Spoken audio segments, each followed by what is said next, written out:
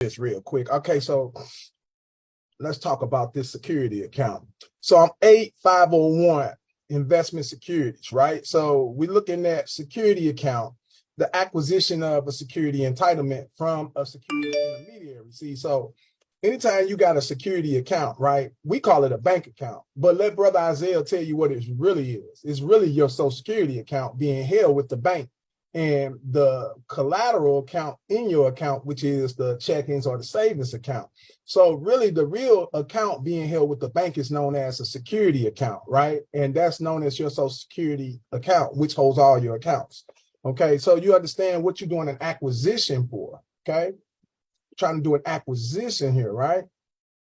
So it says a security account means an account to which a financial asset is or may be credited to in accordance with an agreement which the person maintaining the account undertakes to treat the person for whom the account is maintained as entitled to exercise the rights to comprise the financial asset. So a security account is an account to where an asset is or may be credited. So anytime you're using a security account, we call it a Social Security account, or we call it our principal or the obligor or the debtor or the taxpayer, right? Which is the security account that we all have, okay? So anytime you enter into a contract or any type of agreement, you're acting as the account principal, which is the security account, which is purchasing financial assets that is or may be credited in accordance to the agreements that you're entering, okay? I just want to make it plain for you because ain't nobody going to do it like Brother Isaiah, and y'all know that by now, all right? So let me make this plain for you. Except as otherwise provided in subsection D and E, a person acquires a security entitlement if the security intermediary, right? So a security entitlement, let me click on this for those that need to know. Well, a security entitlement means the rights and property interests of an entitlement holder with respects to a financial asset. So you have rights and you have property interests, and you're entitled to the interest in the property that you're holding. What property, Brother Isaiah, am I holding? I'm holding a lease, and I'm entitled to the rents due in this lease as my entitlement to receive those rents because I'm holding the lease. Whoa, I ain't never heard nobody break it down like that. That makes sense, Brother Isaiah. I know it do. I know it do. Let's keep going, though. So now we understand what the entitlement holder is. Let's security intermediary. For those that don't know what a security intermediary is, it's a clearing corporation. So when we say security intermediary, it don't matter if it's T-Mobile, it don't matter if it's the gas company, the water company, I don't care who you is. Are you a clearing corporation? Are you, wait a minute, let me click on this clearing corporation. I don't want to be confused, brother. For real, I want to know what it means, you know, for real. All right, so clearing corporation means a person that is registered as a clearing agency under the federal security laws, a Federal Reserve Bank, right?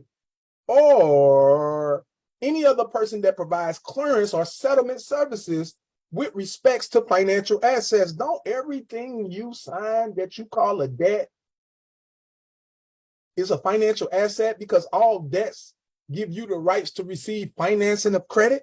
So it's a financial asset. It's a debt, but it's an asset for financing, okay? So you understand what you're dealing with, right? So anybody that you deal with that provides clearance and settlement services, do they send you bills and tell you how much it's due and tell you when to pay?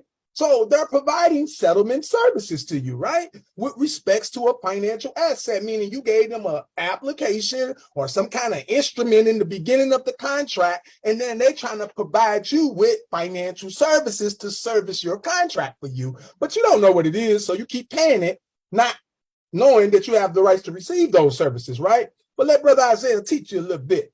That would require it to be registered as a clearing agency under the federal security laws, but for an exclusion or exemption from the registration requirements if its activities as a clearing corporation include promulgation of rules or subject to the regulations by the federal or the state governmental authority. So A lot of times when you're dealing with these companies, they're supposed to be registered investment companies, but a lot of them get around the registration requirements. And that's how they able to issue you an unregistered instrument. Like a lot of these banks and stuff giving you instruments, but the instruments when you receive them are not registered at the time of receiving them. So they're not recorded. And so you're receiving an uncertificated security, meaning that the security is not titled, meaning nobody owns it yet. It's issued, but it hasn't been claimed yet. So once you understand what I'm teaching, man, it'll change your life. Trust me. Now let's keep going. So now we got the clearing corporations, right?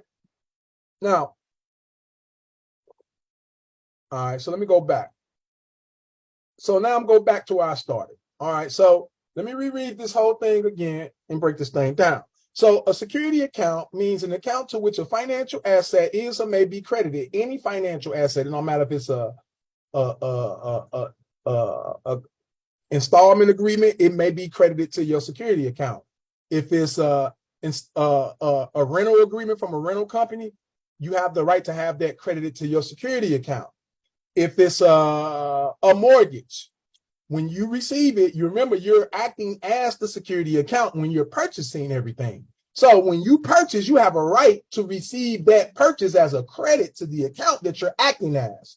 Nobody gonna give it to you like I'm gonna give it to you, but I'm gonna give it to you because you deserve to know the truth. And then once you hear this truth, if you choose to go contrary, then I've done my job.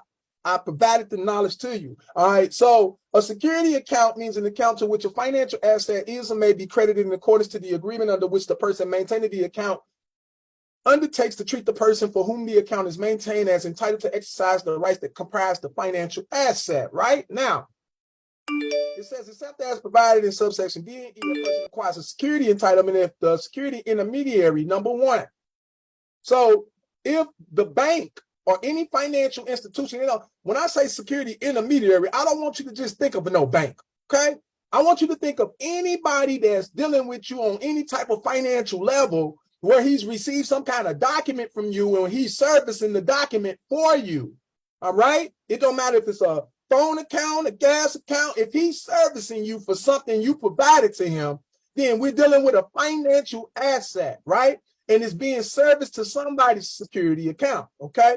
Now, number one, this is how you know if you have some kind of entitlement in the contract. If it's indicated by bookkeeping entry that the financial asset has been credited to the person's security account. Now, how will we know if the asset has been credited to our security account? By bookkeeping entry. You would know when you call them up on the phone. You say, hey, yo, my name's John Doe. I'm trying to check up on my account. And they'd be like, oh, okay, Mr. Joe, can you give us your first and last name, please? Yeah, that'd be Liddell Lewis. Mr. Lewis, do you have a PIN code for your account? Yes, that'll be 181912. Okay. Thank you, Mr. Lewis. And what is the last four of your social, please? That'll be 8111. Oh, okay. Thank you, Mr. Lewis. How may I help you today? And now they pull your account up. So what is that indicating to me? What that indicates to me is that the verification of my identity is really verifying my security account. They're not verifying me. They're verifying the account holder. And I'm the one in use of that account holder. So when they say, what's your name, number, and social, to me, that's an indication of a credit to my account, meaning that the asset has been credited to the account because when I give the account information, they pull the account up. So that means that it's been credited because when I give them the social information, they pull up the account. I know it's been credited to the account because when I pull my account up, it's in there, right? Let's get it. Let's make it plain, baby. Let's make it plain. I'll learn today. All right, two, if they receives a financial asset from a person or acquires a financial asset for the person, and in either case, accepts it for credit to the person's security account. Damn, when you went in the bank, did they accept that damn application from you? Huh? Did they accept the financial assets for you? In either case, they accept it for credit to the person's security. So you already got credit sitting in your account. It's already been accepted as a credit to your account by the bank. You know why? Because when you signed the application, it went into your account. And then you